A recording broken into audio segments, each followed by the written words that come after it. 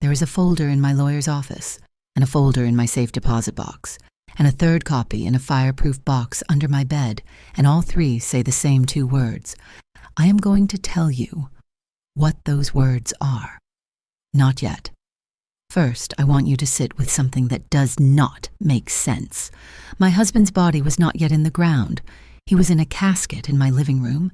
Under a window, he picked out the trim for himself, and there was a man with a tape measure walking my hallway, calling out numbers to another man holding a clipboard. That happened. I watched it happen, holding a cup of coffee that had gone cold in my hand without my noticing. Here is the part that will not sit easy with you. I did not stop him. I want you to carry that contradiction for a while. A woman watches a stranger measure her windows for a sale during her husband's wake, and she does nothing. You will want to believe one of two things about me: that I was too broken to move, or that I did not have the right to move. Neither is true. Hold both of those false things in your hand anyway. I will tell you what I actually had and when. My name is Marguerite Farrow. I am 72 years old. For 31 years, I sat across closing tables from people at the worst and best days of their financial lives, and I read documents for a living, not skimmed them, read them, the way you read a letter from someone who might be lying to you. I retired 4 years ago. I thought I was done reading the fine print of other people's lives. I was not done. I had simply not yet read the fine print of my own. This is the story of the day. My husband's son decided the house I lived in was already sold, and the two words on a single page he never asked to see that made him wrong. The wake was on a Thursday. I remember because Thursday was trash day on Linden Court, and at 6 that morning, before anyone else was awake, I stood at the end of my driveway in my robe and put 2 bins out at the curb, because some part of me needed the world to still run on its ordinary schedule, even though my husband Walter Farrow had stopped breathing 4 days earlier in the bed we'd shared for 11 years. Walter built that house. Not with his hands. He was a contracts man, not a carpenter. But he built it the way some men build a marriage. Plank by plank, decision by decision, over 22 years before I ever knew him.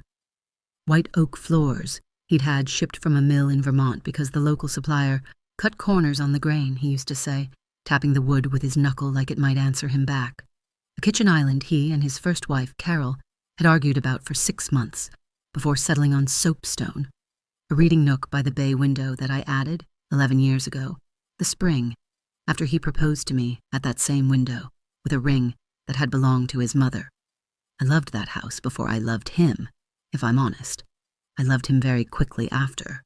His son, Grant, never loved either of us quickly, or at all that I could prove, though I want to be fair to Grant, because fairness was something Walter taught me to keep doing even when it costs you.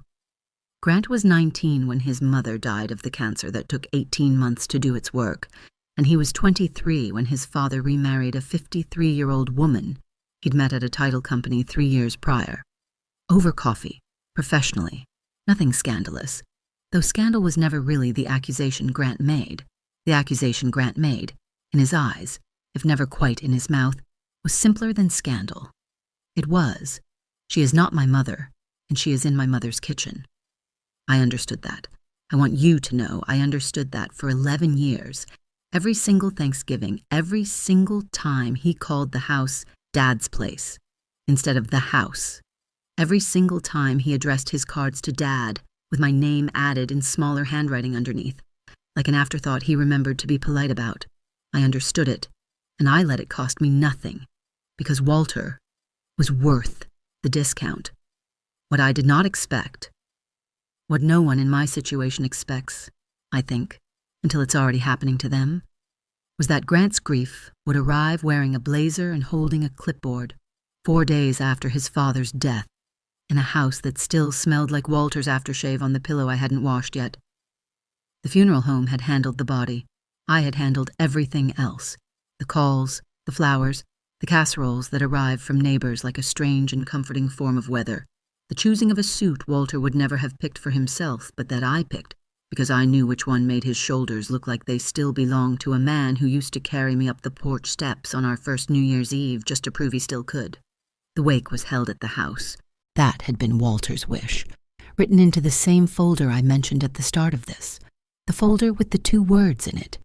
He wanted to be laid out in the living room, with the bay window, under the light he used to read his contracts by on Sunday mornings, coffee in one hand, reading glasses sliding down his nose. I honored that. I do not regret honoring that, even knowing what came next, because some choices you make for the dead, and not for what the living will do with the opportunity. People came, neighbors, 2 of his old partners from the firm, Carol's sister, a small, sharp woman named Dot, who hugged me longer than I expected and said, into my ear, "He talked about you like you were the second half of a sentence he'd been trying to finish his whole life, which is the kind of thing that undoes you faster than any eulogy. And I want you to know I did cry then, once, briefly, in a back hallway, where no one could see it and decide what it meant about me." Grant arrived at 11 in the morning in a gray suit that had clearly been pressed that day, which told me something, though I didn't yet know what. His wife, Penny, came with him, holding their daughter's hand, the little girl in a navy dress with a collar that itched her. I could tell by the way she kept pulling at it, the small private misery of a child in mourning clothes she doesn't understand the occasion for. Grant hugged me. It was brief, and it was correct, and it had no weight in it at all, like an envelope you can tell is empty before you've opened it. "Marguerite," he said, "how are you holding up?" It was not a question. I have closed enough real estate deals to know the difference between a question and a sentence shaped like one. A question waits for an answer. This did not wait. His eyes were already moving past my shoulder, into the hall, toward the staircase, the way a man's eyes move when he is doing math in a room instead of grieving in it. "I'm managing," I said, which was true, and which was also, I would learn within the hour, the last simple thing either of us would say to the other that day. I want to take a breath here, because what's coming is the kind of detail you'll want to argue with me about in the comments, and I'd rather you have the full shape of it before you do. At 11:40 that morning, while Walter Farrow lay in his casket 14 feet from where I was standing, while the minister was still greeting people at the door, and the caterer's chafing dishes were still being set out on the dining table, Walter's first wife had picked at an estate sale in 1991. A man I did not recognize walked through my front door wearing a navy blazer with a gold pin on the lapel, shaped like a tiny house. He had a tape measure clipped to his belt. He had a clipboard. He shook 3 or 4 hands on his way in, the way men do when they've decided a room belongs to them before they've been told otherwise, and he found Grant by the staircase, and the 2 of them spoke in the low, easy voices of men discussing something they had already discussed many times before, in other rooms, on other days, without me. I did not need to hear the words to know what was happening. I had spent 31 years in rooms exactly like that one, on the other side of exactly that conversation. I knew the posture. I knew the way a realtor stands in a doorway and looks not at the people in the room, but at the dimensions of it: ceiling height, natural light, the distance between load-bearing walls. The way a butcher looks at a side of beef and sees cuts instead of an animal. His name, I would learn within minutes, was Dean Holt. He worked for a firm 2 towns over that specialized, his card would later tell me, in estate liquidation and fast, close residential sales. He had been hired, I would also learn, 11 days before my husband died, while Walter was unconscious in a hospital bed with a morphine drip and 4 days left to live. His son had already signed paperwork with a man whose lapel pin was shaped like a house. I'm going to let that sit there a moment, the way I let it sit in me that morning, before I tell you what happened next. Dean Holt walked the front hall first. He measured the width of the entryway. I watched the little yellow tape unspool and snap back with a sound like a held breath being let go, and he wrote something on his clipboard, and then he walked toward the living room, toward the casket. I moved before I'd decided to move. I have thought about that since, the body deciding before the mind agrees to it. And I think that's the truest thing I can tell you about grief, that it makes your feet smarter than your manners for about 4 seconds at a time. "Can I help you find something?" I said, and my voice came out steady, which surprised me because nothing else in me was steady. Dean Holt turned, and to his credit, and I will give him this credit, because a story with no honest men in it isn't a story you can trust. He had the decency to look uncertain, just for a second, His eyes went from me to Grant and back, the way a man looks when he realizes the floor plan he's been told is not the floor plan he's standing in. "Mrs. Farrow," he said, "I'm so sorry for your loss. I was just—" "He was helping me get a read on square footage," Grant said, cutting in smooth as a man reciting something he'd rehearsed in his car. "For the estate filing. It has to happen eventually, Marguerite. I figured better to start the process than to let it sit." The process. My husband had been dead 4 days. The process. I looked at the casket. I looked at the bay window where Walter used to read his Sunday contracts, the morning light falling across the same floor Dean Holt's tape measure had just crossed. I looked at the little girl in the navy dress, Grant's daughter, standing by the dining table with a deviled egg balanced on a napkin, watching the grown-ups with the flat, unblinking attention children have for conflict they can feel, but not yet name. "This isn't the day," I said. "It's not personal," Grant said. "It's just paperwork." I want you to notice that sentence. Hold on to it. He believed it was just paperwork, that a house is a number on a page, that grief has office hours, and this was within them. I'm going to come back to that sentence later, because by the end of this story, paperwork is exactly what undid him, and he will wish, very much, that he had thought a little harder about what paperwork actually is. But I didn't say that then. I said something smaller. "Take him through the kitchen if you must," I said. "Not past the casket, not today." And Dean Holt, who I would come to learn had 3 daughters of his own, and a wife who'd once told him, in a moment he'd repeat to me much later with something close to shame in his voice, that he'd measure his own mother's coffin if the commission was right.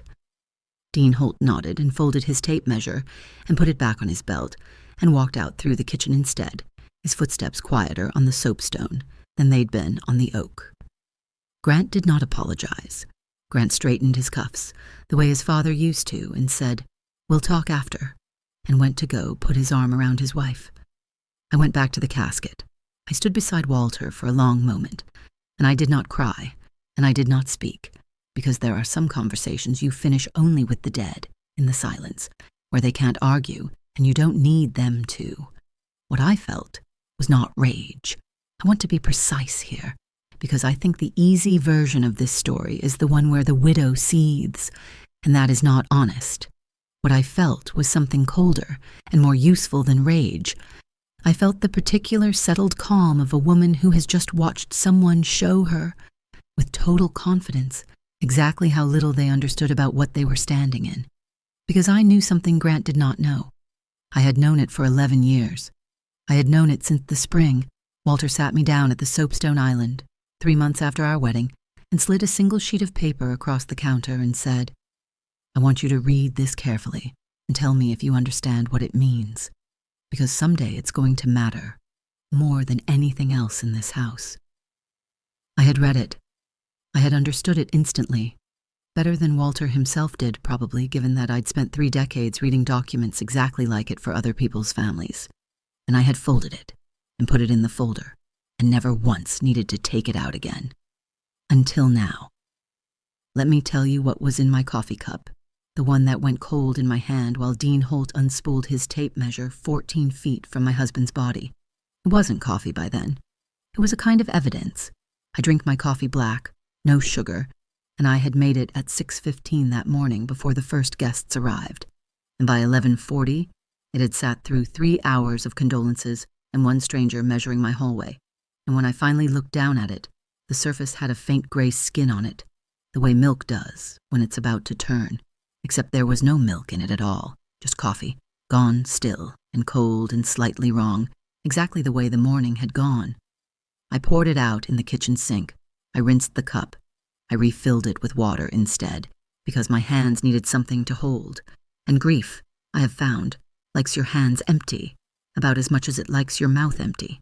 It wants to fill both with something, anything, words or weight, so you don't have room left to simply stand there and feel the whole thing at once. Dot found me at the sink. Carol's sister, sharp-eyed 70 if she was a day, with the kind of face that has decided not to apologize for what it notices. "That man with the clipboard," she said. "Tell me I didn't see what I think I saw." "You saw it," I said. and you let him walk through." "I let him walk through the kitchen," I said, "not the living room, not past Walter." Dot studied me for a moment, the way you study someone you're deciding whether to trust with the truth. "You don't seem worried," she said.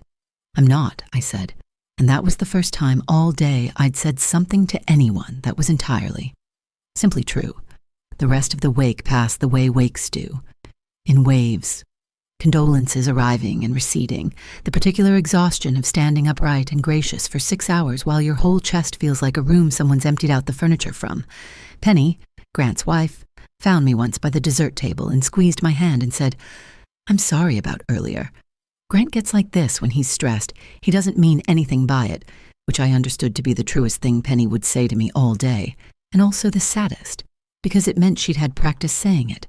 The little girl, Grant's daughter, her name was Wren, I remembered then, an unusual name for an unusual, quiet child, came and stood next to me at one point, not speaking, just standing, the way children do when they've decided you are safe ground in a room full of uncertain weather.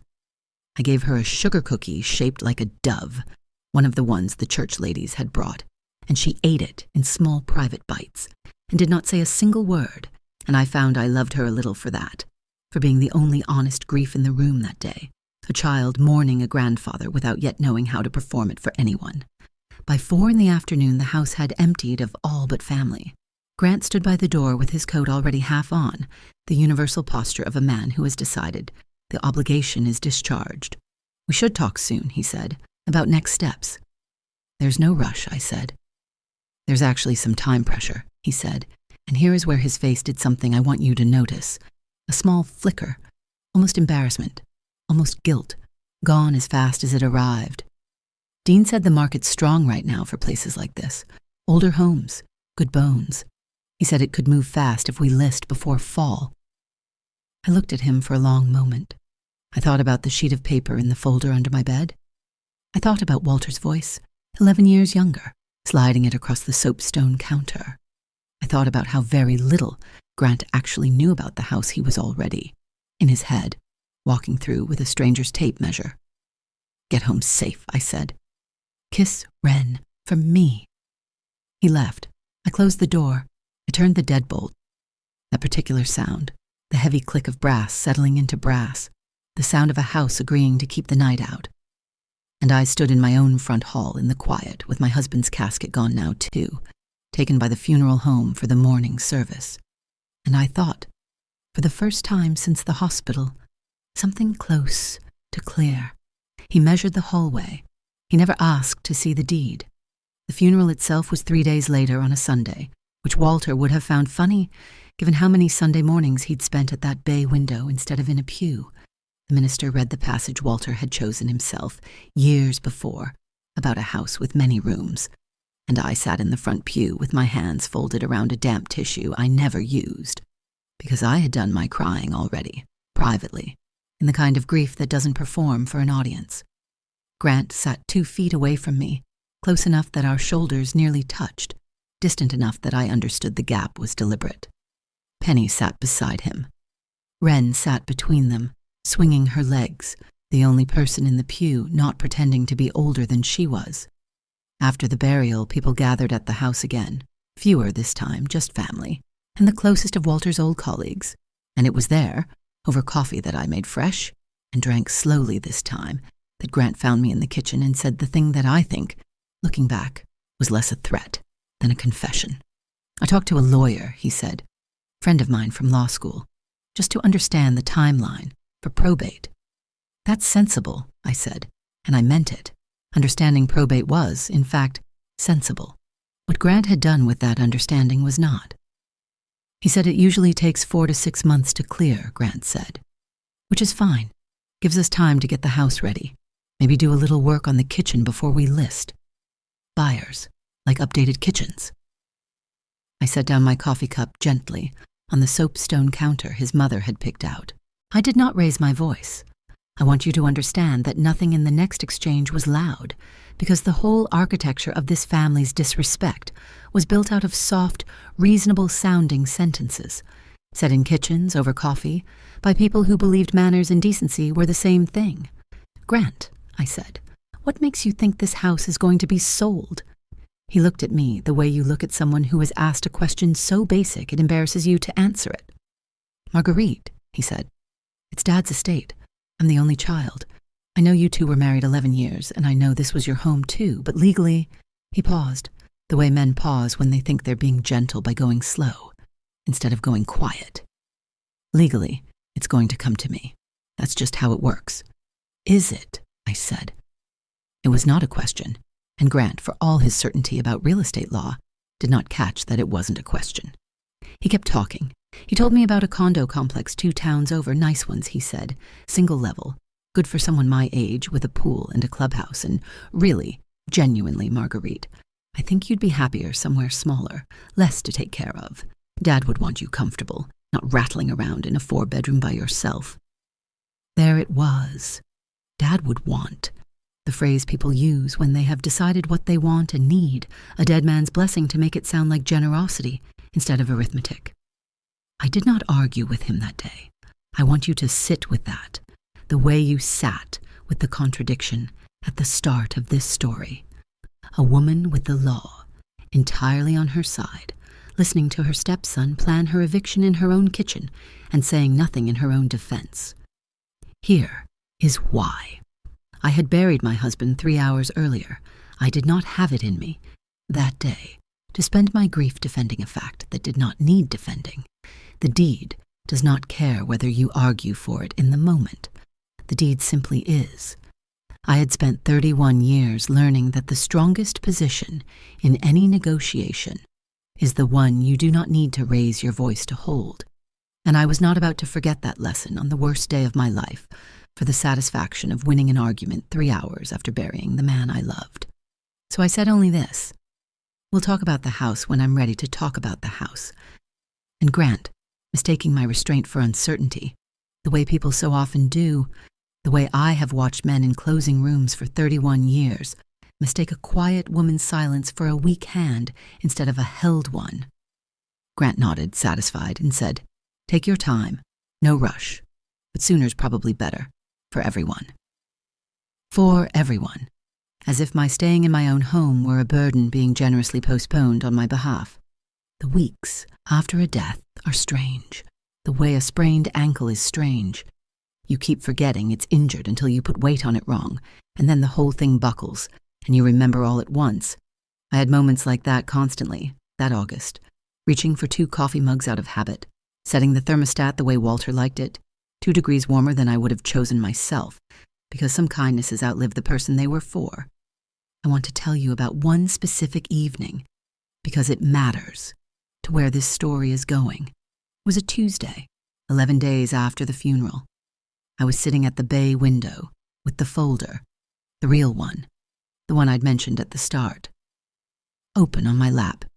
I had taken it out, not because I doubted what was in it, but because grief, I have found, sometimes needs to touch the proof of things, the way you press a bruise just to confirm it's really there. Inside the folder was a single document, 4 pages, recorded with the county clerk's office in the spring 11 years earlier, 3 months after Walter and I married. A life estate deed. Walter had drafted it with his own lawyer. Not mine, his, because he wanted no one to ever say I'd talked him into it. And it did one simple thing, in language so plain I think Walter chose it on purpose, knowing someday a non-lawyer would need to understand it without a translator. It granted me the right to live in that house, the house on Linden Court, for the rest of my natural life. Not a right to inherit it, not ownership, not in the sense that I could sell it or will it away to anyone of my choosing. The house itself, on paper, would pass to Grant when I died or chose to leave. That was the remainder interest, the part Walter left to his son, exactly as Grant believed. But the timing of that, when, if ever, that transfer of possession actually happened, was not Grant's to decide. It was not probate's to decide. It was not even strictly mine to decide in the sense of choosing whether the right existed. It existed already, recorded, permanent, binding on every future owner of that property, including Grant himself. It was mine to decide in the only sense that mattered. I would live in that house, in the home Walter built, and the home I had made mine too, for as long as I wanted to, a day, a decade, the rest of my life. No court could force me out of it for Grant's convenience, his condo brochures, his realtor's optimistic market analysis. No probate timeline applied to a possession he did not, in any practical sense, hold. 2 words. That was all it took, sitting right there on page 2, in Walter's lawyer's careful, old-fashioned phrasing, life estate. 11 letters that meant Grant could own the dirt and the studs in the roof someday. On paper, in the abstract, the way a man can own the title to a car someone else is still driving. But he could not own my mornings at that bay window.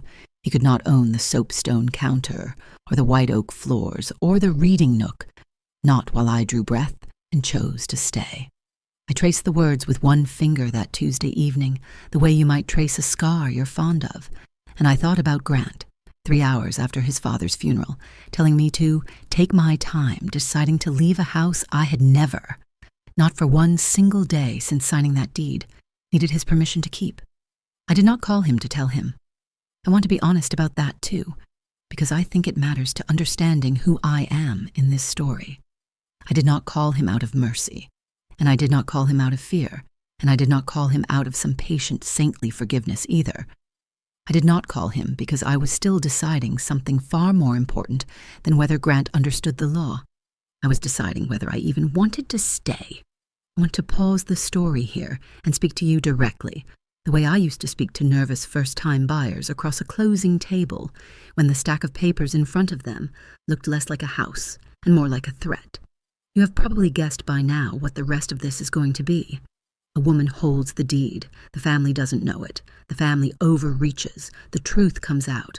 Justice lands. Credits roll. I'm not going to pretend that Shape is wrong. But I want you to understand something that Shape leaves out, because it's the part that actually took me 11 days at the bay window to work through. And it's the part I think a lot of women my age understand, and a lot of younger viewers don't. Yet, having the right to stay is not the same as wanting to. I sat with Walter's folder open on my lap for 11 nights, and what I was actually deciding was not whether Grant could force me out. He couldn't. Full stop. And some quiet part of me had known that with total certainty since the moment Dean Holt's tape measure touched my hallway wall. What I was deciding was whether I wanted to spend whatever years I had left fighting to keep a house that my husband's only child had already, in his heart, evicted me from. Because that's the part the law doesn't fix. A deed can keep your name on a door. It cannot make the people on the other side of that door want you there. I thought about selling, some nights, walking away clean, letting Grant have his condo fantasy fulfilled a different way, taking whatever I was owed and starting fresh somewhere, with no soapstone counter that wasn't mine to begin with, no reading nook I'd added like a guest, leaving fingerprints on someone else's house. And then I would think about Walter at that window, coffee in hand, glasses sliding down his nose, telling me, 3 months into our marriage, that someday this would matter more than anything else in the house. He hadn't given me that deed to protect a piece of real estate. He'd given it to me because he knew his son, and he knew himself, and he knew that love, in this particular family, had always run a close second to logistics, and he wanted to make sure that just once, after he was gone, logistics would have to answer to something stronger than itself. I decided on the 11th night that I was staying, not out of spite, not even entirely, out of love for the house. Though I did love it, I decided I was staying because Walter had built something, a paper trail, a quiet insurance against exactly this, and walking away from it would have meant admitting that his last careful act of protecting me hadn't mattered. It mattered. I was going to make sure Grant understood that it mattered. Grant called on a Thursday in September, 6 weeks after the funeral, his voice carrying the particular brightness of a man who has rehearsed good news he believes is uncomplicated. Dean thinks we could list by mid-October, he said, before the market slows down for winter. I know it's soon, but honestly, Marguerite, the longer we wait, the more we lose on timing. He's got a couple already interested, sight unseen, just from the listing photos he's drafting. Listing photos. Of my house. Drafted, apparently, without my having posed for a single one of them. He's already drafting photos, I said. Just preliminary stuff. Nothing's live yet. A pause, the kind men make when they sense, finally, that the ground beneath them has shifted slightly and they don't yet know why. Are you? Is this a bad time? No worse than any other, I said. Grant, I think it's time we sat down. In person. With your lawyer friend if you'd like, though I don't think you'll need him. Okay, he said. Slower now? Sure. When were you thinking? Sunday, I said. Bring Penny if she'd like to come. Not Wren. This isn't for her ears yet. I heard him exhale, the particular relieved sound of a man who believes the difficult conversation is about to go exactly the way he's already decided it will. Sunday works, he said. I'll bring the paperwork. We can talk numbers, figure out a timeline that's comfortable for you. Bring whatever paperwork you'd like, I said. I'll bring mine. I want to tell you about the days between that phone call and that Sunday, because I think they matter more than people expect. I did not spend them gloating. I did not rehearse cutting remarks in the bathroom mirror, the way you might imagine a woman doing in this kind of story, building up a speech designed to wound. I spent them instead doing something far more ordinary and far more true to who I actually am. I cleaned the house, not because it needed it. I keep a clean house, always have, but because I wanted, when Grant walked through that door on Sunday, to walk through a home that was unmistakably mine, cared for, alive, not the half-packed way station he'd apparently been imagining since before his father's last breath. I polished the soapstone. I dusted the reading nook. I put fresh flowers, white peonies, Walter's favorite, though they were out of season and cost more than I'd like to admit, in the vase on the dining table his first wife had chosen, because I have never believed in erasing the women who came before me. Carol built half this house too, in her way, long before I arrived to love the rest of it, and I called my lawyer, not Walter's. Mine, a woman named Faith Okonkwo, who had handled my own affairs for 15 years, and who, when I explained the situation, was quiet for a moment, and then said, with the particular dry warmth lawyers reserve for clients they respect, Marguerite, I have to be honest. This is going to be one of the easier phone calls I get to make this year. She pulled the recorded deed from the county records herself that week, a certified copy, fresh ink on fresh paper, the seal of the clerk's office stamped at the bottom, like a period at the end of a sentence that had already been written 11 years earlier and simply hadn't been read aloud yet. She offered to come with me on Sunday. I told her I'd handle it myself, but that I'd keep her on the phone just in case. You don't need me in the room, she said. You've been reading these documents to scared people across closing tables for 3 decades. You know exactly how to do this without raising your voice. I just wanted to make sure you knew I'd come if you wanted me there.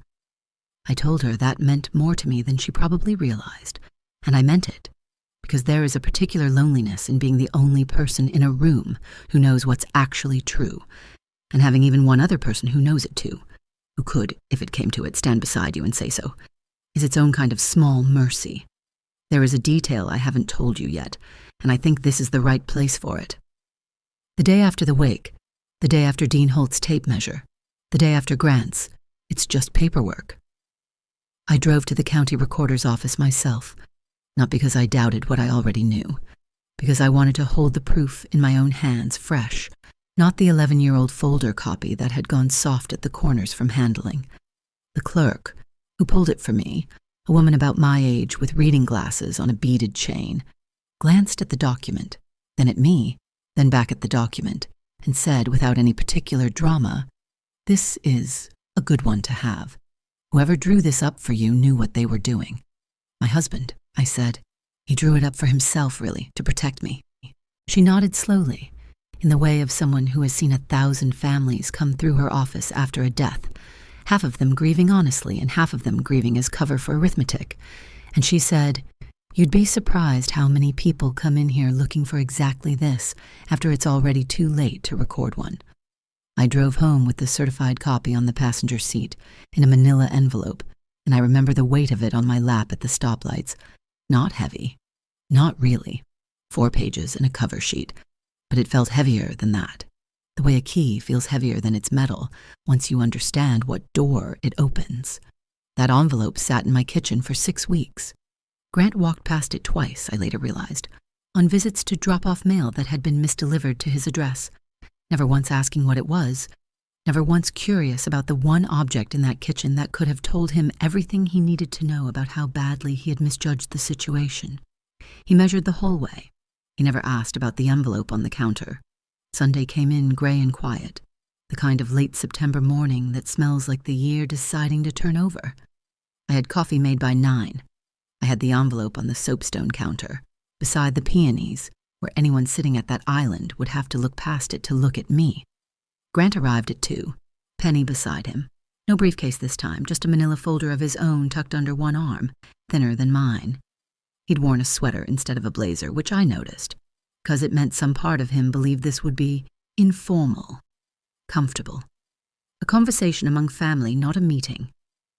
"Marguerite," he said at the door, and hugged me, and this one had a little more weight in it than the one at the wake, which surprised me, and which I want to be fair about because it told me something true.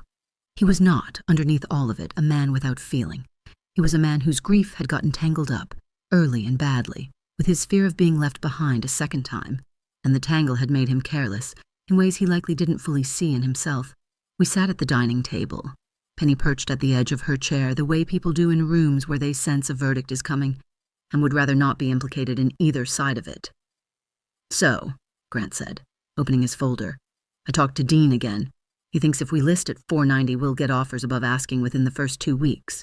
There's nothing like this on the market right now. Original details, good lot size." He pulled comps. He slid a printed sheet across the table toward me. Numbers, neighborhoods, square footage, the whole architecture of his certainty laid out in 12-point font. I did not look at the sheet. I looked at him. "Grant Arbonne," I said, "before we talk about Dean's comps, I need you to look at something." I slid the envelope across the table instead.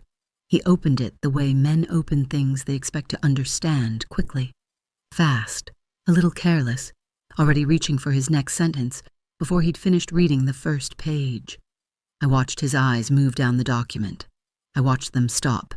I watched them go back up to the top and start again, slower. "What is this?" he said. His voice had changed already.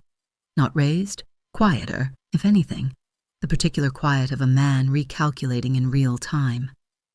"It's a life estate deed," I said. "Recorded with the county 11 years ago, 3 months after your father and I married. His lawyer drew it up. Not mine. His, specifically, so no one could ever say I'd talked him into it." "A life estate," Penny said softly, to no one in particular.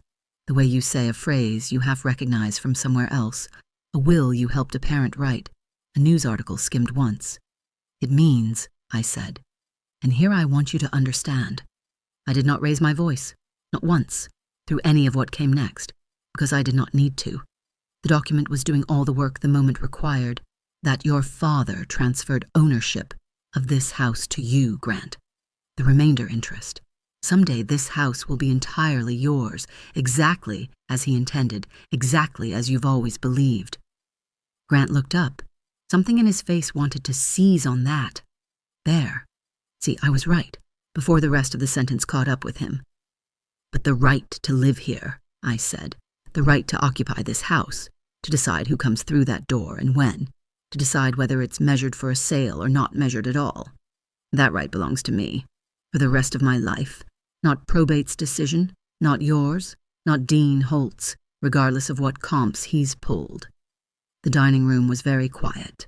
I could hear the refrigerator's compressor humming in the kitchen, the particular domestic sound of a house going on being a house, indifferent to the conversation happening 14 feet away from it. "This can't be right," Grant said. "Dad never mentioned." "He mentioned it to me," I said, 11 years ago, at that counter, where the peonies are sitting now. He told me it would matter someday more than anything else in the house. I didn't understand fully what he meant until the day a realtor's tape measure crossed this hallway during his wake. Grant's face did something complicated then, color rising, then draining, the particular physical tell of a man whose certainty has just become, in the space of one paragraph, something closer to its opposite. "You knew," he said, "at the wake. You already knew, and you let me." "I let you show me exactly what you believed about this family," I said. "Yes. I want to slow down here because I think this is the moment the whole story has been walking toward, and I don't want to rush past it the way Grant rushed past so many things that mattered. He didn't yell. I want to be fair to him in this telling, because I have watched enough families come apart across closing tables to know that the families worth remembering are the ones where someone, even in the worst moment, chooses not to become the worst version of themselves. Grant put both hands flat on the table, the way you brace yourself against something, and he was quiet for a long moment.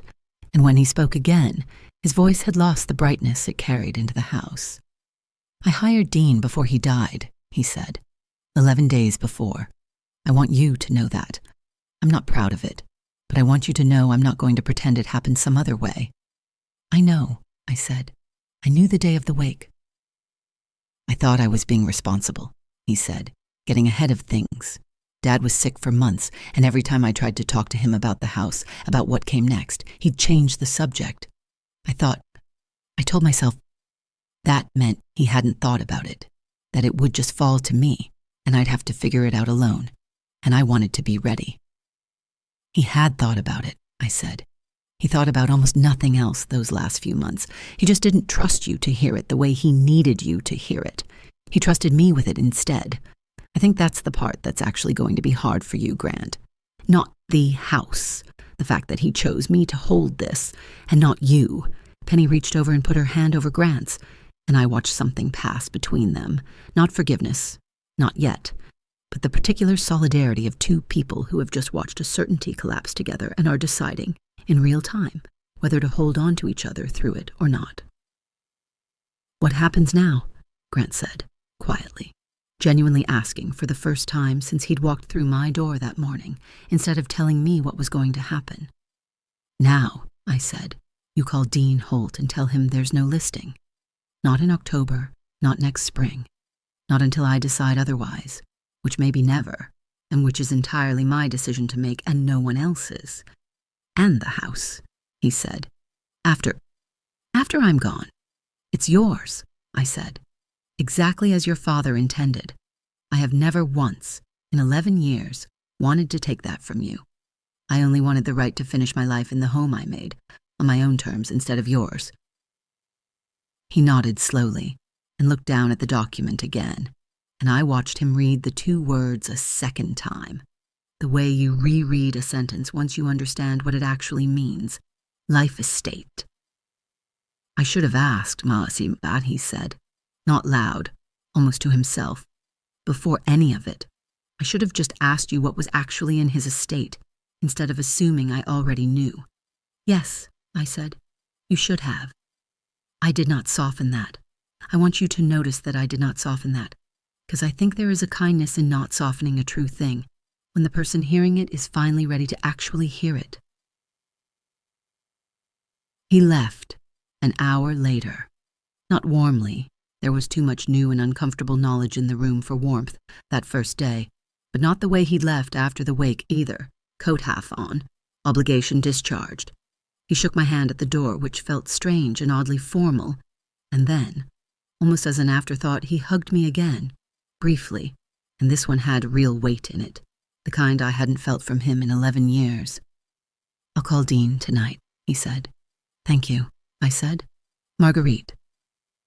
He paused at the threshold, one hand on the doorframe his father had built. "Did you ever think about just telling me sooner? Before all this?"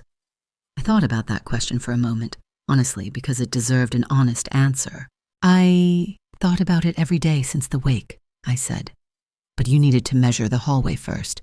You needed to find out, on your own, what you actually believed about me, before I could show you what was actually true.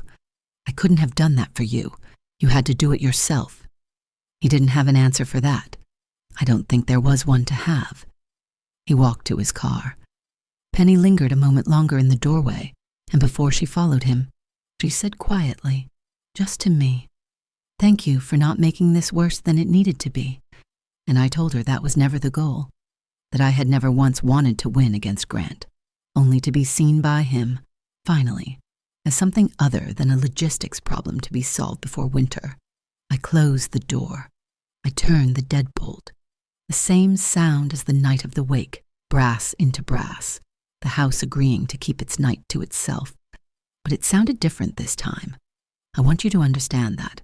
Same lock, same sound, same hand turning it, but it didn't sound like a woman barricading herself in anymore. It sounded like a woman closing a door because she had decided, finally and entirely, on her own terms, that it was time to. Dean Holt called me himself 2 days later. I almost didn't take it. I'd assumed it would be an apology relayed through Grant, second-hand, easier for everyone. But he called my own number directly, which I respected, even before I knew what he was going to say. "Mrs. Farrow," he said, "I want to apologize. Not the kind you say because you have to. I have 3 daughters, and if any realtor walked into my mother's wake with a tape measure, I'd have thrown him through the front window myself." "Why'd you do it then?" I said, not unkindly. I was genuinely curious. He was quiet for a moment.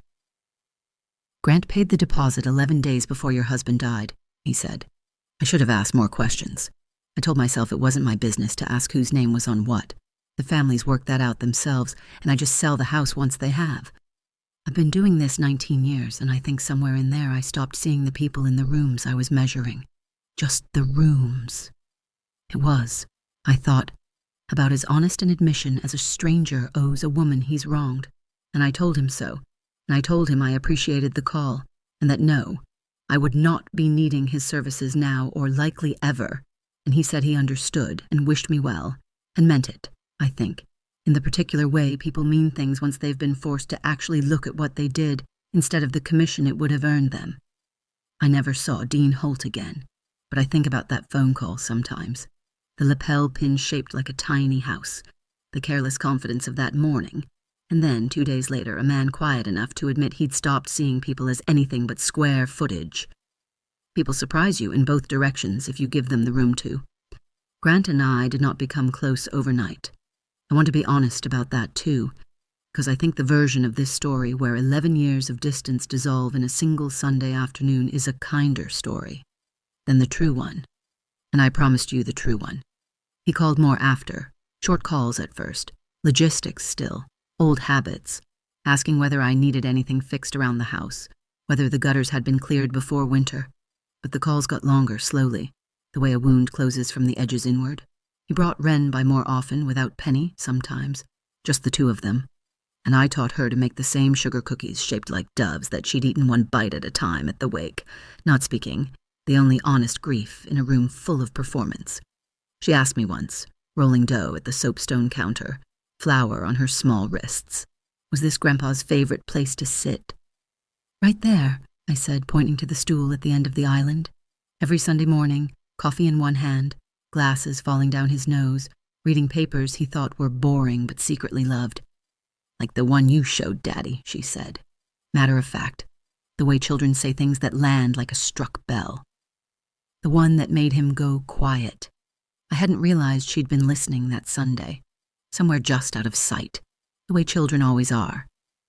"Yes," I said, "like that one." "What did it say?" I thought about how to answer a 7-year-old honestly, which is its own kind of closing table skill. Plain language, no jargon, the truth without the parts that don't yet belong to her. "It said this house is mine to live in for as long as I want," I said. "And someday, it'll be your daddy's. And someday after that, Wren, it might be yours." She considered this with the particular seriousness children bring to inheritance, which is more honest, I think, than the seriousness adults bring to it, because children haven't yet learned to dress their wanting up as something nobler. "I like the floors," she said finally. "I want the floors." "Then you'll have the floors," I said, and we went back to the dough, and that was, I think, the conversation in which I first understood that whatever this family was going to become, it had a chance now. Not guaranteed, not finished, but a chance. And that the chance had only existed because 11 years earlier, a man at a soapstone counter had refused to leave the woman he loved without a paper trail.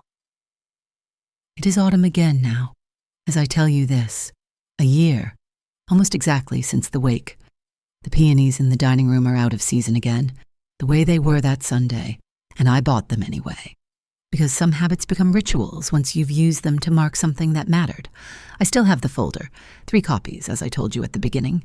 Lawyer's office, safe deposit box, and the fireproof box under my bed, because I am a woman who has spent 31 years watching what happens to families who trusted a single copy of anything. I take it out sometimes, not because I doubt what's in it, but because I like to touch the proof of things. I think you understand that habit by now if you've stayed with me this long. Grant calls on Sundays now, mostly. Not every Sunday. I don't want to overstate the repair, because overstating it would be its own kind of dishonesty, and I promised you the true version of this, but most. He asked me last month whether I'd ever consider leaving the house someday, on my own terms, somewhere smaller, easier on my knees come winter. He asked it differently than he had a year ago. He asked it like a question this time, one that actually waited for an answer, instead of a sentence shaped like one. I told him I didn't know yet. I told him that was the truth, and that the truth was allowed to stay unfinished for a while, that not every open question needs closing the moment it's asked. There is a chair at my dining table that has stayed empty since the funeral. Walter's chair, the one nearest the bay window, the one with the slight wear on the left armrest where his elbow used to rest while he read. I have not moved it. I have not filled it. People ask me sometimes, gently, whether I think about replacing it, updating the set, and I tell them no, not yet, maybe not ever, because some empty chairs are not wounds. Some empty chairs are simply honest about who built the table. I have not decided what I will do with this house in the end. I want to be honest with you about that too, because I think you've earned the honest ending and not the tidy one. I could stay until I'm too old to climb the porch steps Walter used to carry me up on New Year's Eve. I could decide, 5 years from now, 10, that the house has finished doing what it needed to do for me, and hand the keys to Grant and Penny and Wren myself, on my own schedule, as a gift instead of a surrender. I could do either. The deed does not tell me which. The deed only ever told me that the choice, whichever one I make, would be entirely mine to make, in my own time, answerable to no one's tape measure, and no one's comps, and no one's idea of what a woman my age is supposed to want. That is the part I think people miss when they hear a story like this one and want it to end with a clean victory, a moving truck, pulling away from the curb. A son taught his lesson, once and for all. That was never what I was holding on to. I was never trying to win the house. I was only ever trying to keep the right to decide what happened to my own life, in my own time, without anyone measuring the hallway first and asking my permission second. Walter understood that, 11 years before anyone else in this family did. He measured every room in this house with his own 2 hands when he built it, decision by decision, plank by plank. And the one thing his son never thought to measure, the one clause that actually mattered, was the 2 words that meant none of it could ever be taken from me without my say. I still haven't called Dean Holt back. The one time he left a second message, months later, just checking in, he said, "No pressure," in case I'd reconsidered. I don't think I will call him back, but I haven't deleted the message either. Some doors you close because you're done with them. Some you just leave unlocked and let the choice sit there, patient, undecided. Exactly the way I like to leave the things that are mine to decide.